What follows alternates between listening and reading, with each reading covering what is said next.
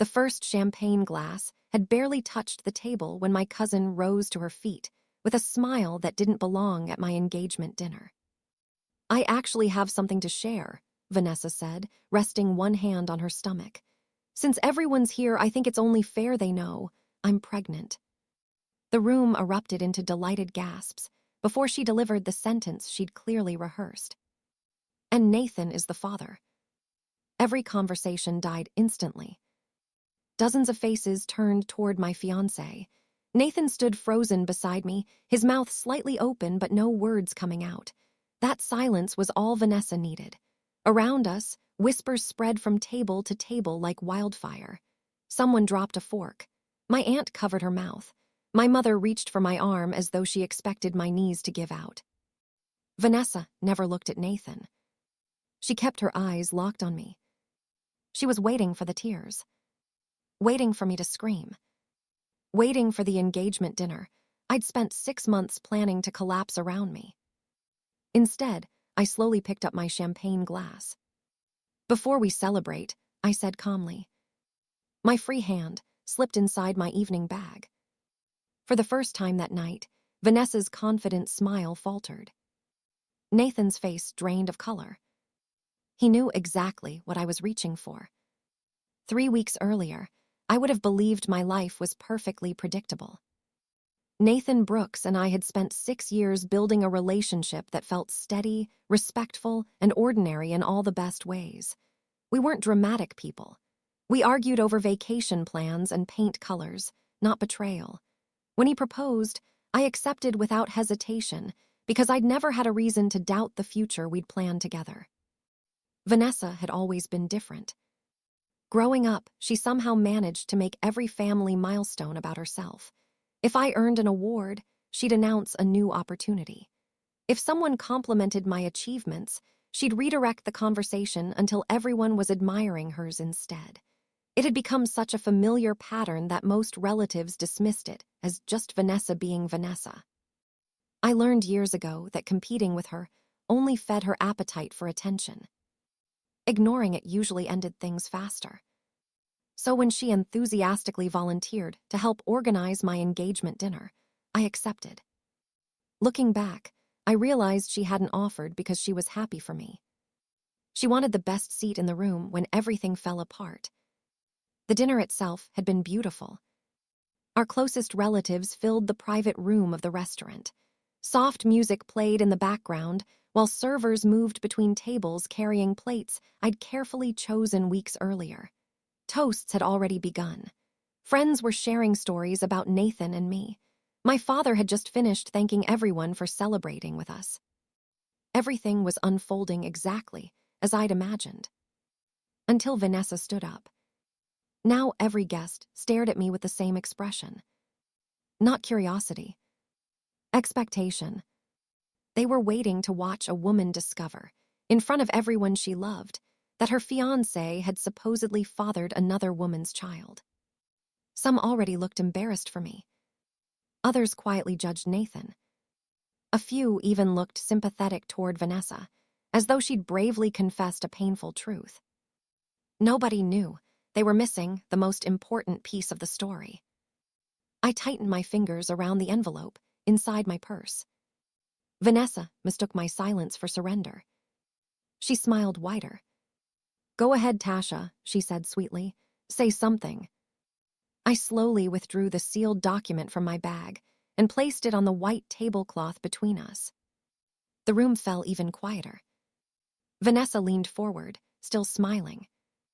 Then she noticed the laboratory logo printed across the top of the envelope. Her expression changed. So did Nathan's. And before anyone else understood why, I broke the silence. Let's make sure everyone hears the whole story. 3 weeks earlier, there had been a knock on my apartment door just after 10 o'clock. When I opened it, Nathan stood there looking like he hadn't slept in days. His tie was loose, his shoulders were tense, and he kept glancing over his shoulder as if someone had followed him. "We need to talk," he said quietly. I stepped aside without asking questions. Once inside, he remained standing instead of sitting on the couch. "Tasha," Vanessa told me she's pregnant. I stared at him. Okay. She says I'm the father. The words seemed to drain every sound from the room. I searched his face, waiting for him to tell me it was some terrible joke, but all I saw was exhaustion. I need you to tell me the truth, I said. Did something happen between you two? Nathan rubbed both hands over his face before answering. There was that family lake weekend 4 months ago. Everyone had too much to drink. I remember helping Vanessa back to the guest house because she wasn't steady on her feet. That's all I remember. I swear to you, Tasha, I don't remember crossing that line. His uncertainty hurt, almost as much as the accusation itself. I looked away, trying to steady my breathing. I don't know whether to believe you, I admitted. I know, his voice cracked. That's why I'm asking you not to trust my memory, trust the evidence. The very next morning, Nathan arranged a non-invasive prenatal paternity test. Neither of us wanted rumors or assumptions deciding our future. The waiting felt endless. Meanwhile, Vanessa behaved as though she already knew how everything would end. She began posting vague messages online about truth always finding the light and real fathers eventually stepping up. She never mentioned Nathan by name, but relatives filled the comments with encouragement, convinced she was bravely facing motherhood alone. At Sunday dinner, my aunt smiled at Vanessa and said, "Whatever happens, this family will stand behind you." Vanessa lowered her eyes modestly. "Thank you, that means everything." Across the table, she met my gaze for just a second. There was something unsettling in her smile. Not fear. Expectation. Almost as though she wasn't waiting for test results at all. A week later, my phone rang. Nathan's voice was unusually steady. "The report came in," he said. "Can you come over? You need to see it yourself." "The report came back," I repeated, looking directly at Vanessa across the table. "And I think everyone deserves to know what it says." The private dining room had become so quiet that the clink of a waiter setting down a wine bottle sounded deafening. Vanessa folded her arms and laughed softly. "Oh, Tasha, are you really trying to distract everyone? This isn't about paperwork. It's about your fiancé taking responsibility." Several relatives nodded. My Uncle Richard frowned at Nathan.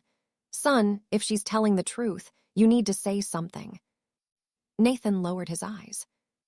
His silence only made the accusations seem more believable. Vanessa seized the moment. "I didn't want to ruin your engagement," she said, her voice carefully breaking.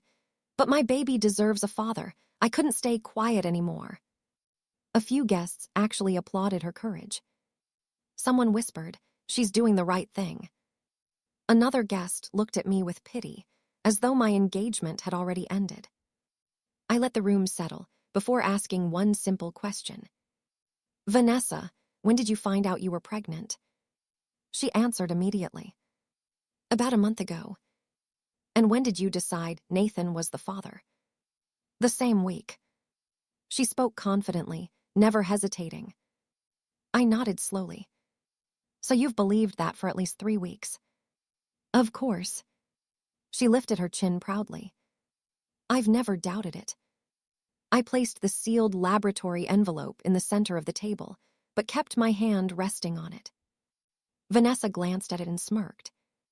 "Wedding contracts?" she asked. "A little late for those." A few nervous laughs escaped around the room. Only Nathan wasn't smiling. His face had gone completely pale. He leaned closer to me and whispered so quietly that no one else could hear. "Tasha, please don't." I looked at him for a brief moment before turning back to Vanessa. "You sound very certain," I said evenly. "I am." "Then this should be easy." Vanessa's confident smile returned. "It will be." I slid the unopened envelope a few inches closer to her. "You just testified," I said calmly, "that you've believed Nathan was the father for at least 3 weeks."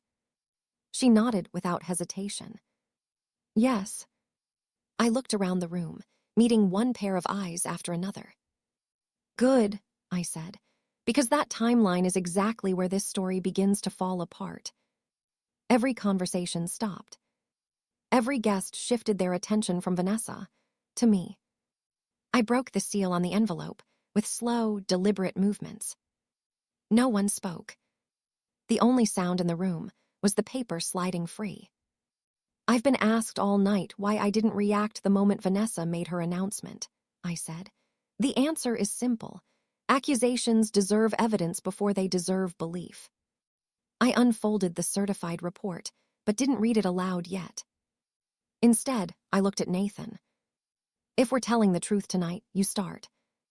Nathan swallowed hard before stepping away from his chair. I should have spoken weeks ago, he admitted, his voice shaking. When Vanessa told me she was pregnant, I agreed to take a prenatal paternity test immediately. I didn't tell anyone because, he glanced at Vanessa, because she threatened me. The room erupted with confused murmurs. Vanessa shot to her feet. That's a lie. Nathan shook his head. You told me if I denied being the father before the results came back, you tell everyone I was abandoning my own child. You said my reputation would be destroyed either way. Several relatives stared at Vanessa in disbelief. She folded her arms tightly. So now you're inventing stories because you're scared. I finally raised the report. The laboratory didn't send these results only to Nathan, I said. Certified prenatal paternity tests are provided to both legal participants.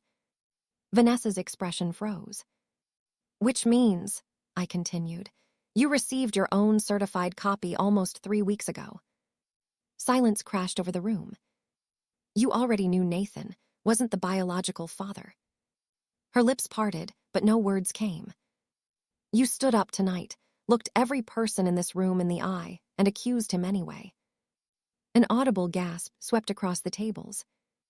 My aunt slowly lowered herself into her chair, staring at Vanessa as if she were seeing her for the first time. Uncle Richard frowned. Vanessa, he said quietly, tell me she's wrong. Vanessa reached for the report. That paper doesn't prove anything. It proves exactly one thing, I replied, that you knew the truth before you tried to humiliate us. Family members began exchanging uneasy glances.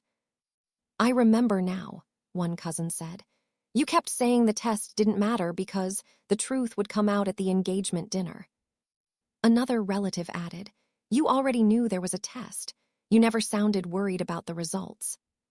The pieces began fitting together. Vanessa looked toward the restaurant entrance. Without another word, she grabbed her purse and tried to push past the table. Before she could reach the door, Aunt Linda stepped directly into her path.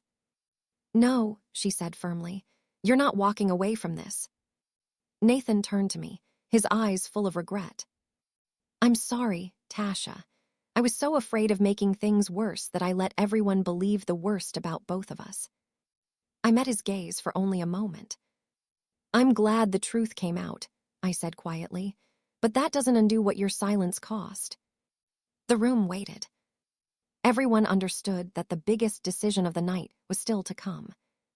I looked around the room one last time before lifting the report high enough for everyone to see. This document is from an accredited laboratory, I said evenly. The conclusion is simple. Nathan Brooks is excluded as the biological father of Vanessa's unborn child. No one moved.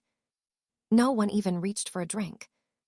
The silence that followed was heavier than all the whispers that had filled the room only minutes earlier. Vanessa finally found her voice. She's twisting everything, she shouted. That test could be wrong. It isn't, I replied. I placed the report back on the table. You received the same certified results nearly 3 weeks ago. You knew exactly what they said, yet you waited until my engagement dinner to accuse Nathan anyway. My mother's hand slowly fell away from the chair she'd been gripping. You knew, she whispered to Vanessa. Vanessa looked from face to face, searching for someone willing to defend her. No one spoke. My father shook his head slowly. You planned this, he said. You wanted everyone to believe Tasha had been betrayed. Across the room, Several relatives who had comforted Vanessa moments earlier quietly stepped away from her. The sympathy she'd carefully collected disappeared almost instantly. Nathan finally stepped forward. "I owe everyone an apology," he said, "especially Tasha." He looked directly at me. "I should have spoken up the day the results came back.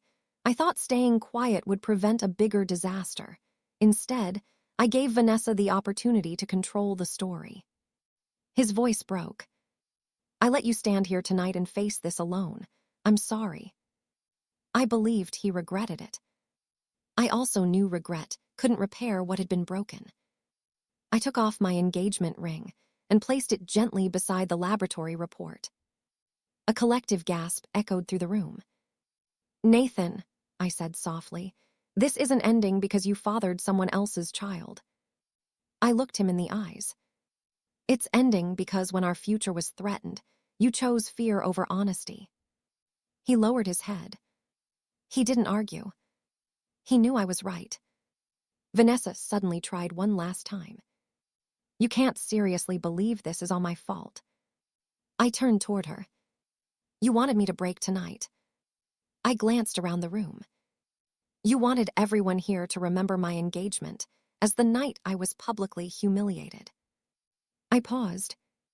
"Instead, they'll remember it as the night your own lie collapsed." No one contradicted me. Aunt Linda stepped beside me and squeezed my shoulder. Then my parents joined me. One by one, relatives who had doubted me quietly apologized. Some admitted they judged too quickly. Others simply looked embarrassed that they'd believed an accusation before asking for proof. Vanessa stood alone in the center of the room.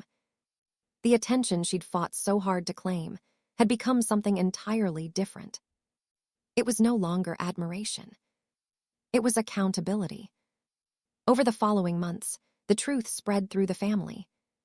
The baby's biological father was eventually identified privately, ending every remaining rumor about Nathan's involvement. Vanessa's credibility never recovered. Relatives stopped excusing her behavior as harmless attention-seeking.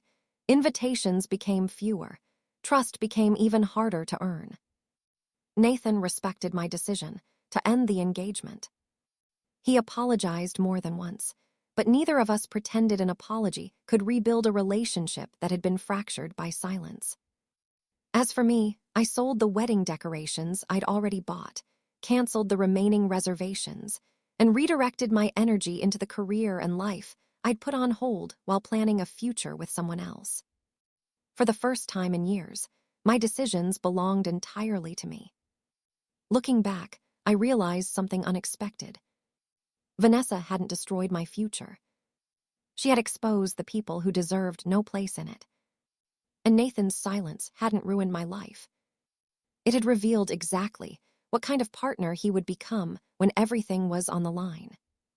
The engagement dinner everyone expected to be my greatest humiliation became the night I walked away with the only thing that truly mattered: my dignity. That night, everyone expected me to leave the table broken. Instead, I left it free.